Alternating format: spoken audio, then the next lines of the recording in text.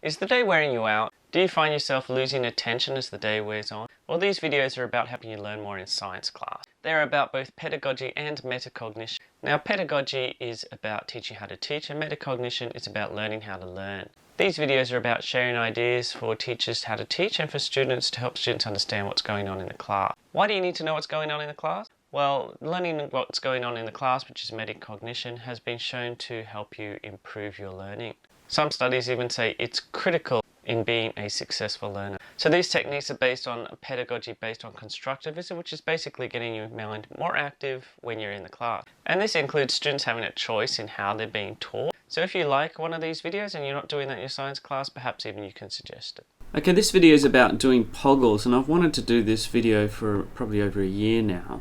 And it's based on one where everyone talks about inquiry-based learning as one of those buzzwords that everyone should be doing. And if you look at the research, there's some articles, I couldn't find this article, but it's basically said inquiry-based learning was the only teaching technique in the last 40 years that doesn't work. And it doesn't really matter. I found this one anyway, and it kind of says the same thing. If you look at the effect sizes here, inquiry-based learning is where they have their own question and they have to go about and find the answer themselves.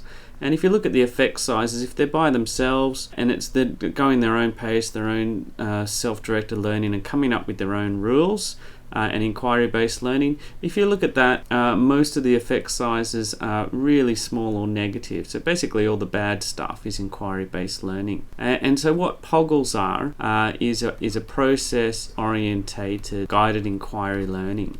And so what it does is it takes the cooperative small groups, and it's not self-paced. It is paced within a certain lesson with a structure, and it has a very specific guide to it. And it is inquiry-based, but it's inquiry-based here with some changes to it. And the very fact that you are using this and showing how to do it is metacognition. So the metacognition is here. So basically, it's a combination, and this is how they explain it too as well. It's basically trying to grab every single positive technique there is and combine it into one, and also turn all the negatives around as well. So it's sort of a one-hit wonder. Now, these techniques are coming from university, so if you have a look at these things, they're all from university. This is the one I'm demonstrating in class. Now, this one actually is not a very good one, but still, the students always say that they enjoy these things.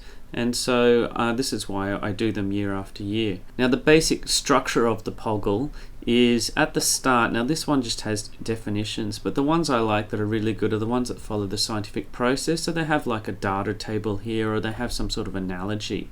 And what the students do is they grab that information and they use inductive learning. So they use this is very much a scientific process. They use the evidence to come up with a rule, and then they use the rule to answer a question, which is deductive learning. And what's so great about that is at the end as well, so they're not just doing inferring and deferring, which is the IB sort of nature of science, is what they should be doing and how science works. There's also extension over here, so the groups that act quite fast don't just sit around and do nothing, so they have some extension. And so there's a whole range of different POGILs that you can get. I think they're a bit desperate when they just give you information. My favorite ones are the analogy ones or the scientific data ones, where they get you to do the inferring from that and then the deferring. So what you see here now is most of my information comes from Spencer, which I'll put in the references here. It's how I divide up the groups. I normally use sticks to names so that students do not hog answers all the time. So I use naming those sticks. And so what I do, I grab those sticks and I also put them into their different roles. So students are learning collaborative skills, and they're all forming a different role.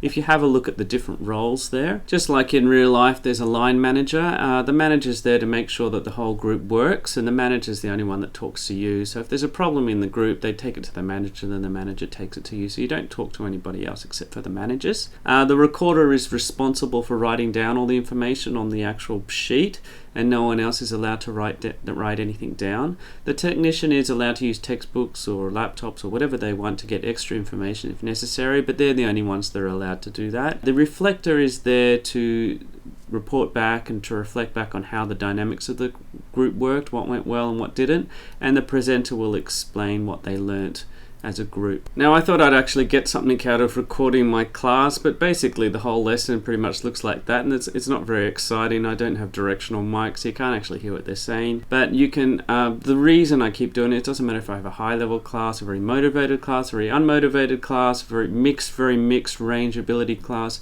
It's very consistent that the students really enjoy doing this activity, and they also learn a lot out of it. So I really think that their active mind is actually working, and you can see that each one have a different role, and they're also actually very engaged. And my most common feedback is that they really enjoy it. And I get that again and again every year. Some students think it's not very efficient. They would rather me just talk. If they want me to just talk, fine. I've got videos, you can go watch those and talk and then fall asleep and not learn anything.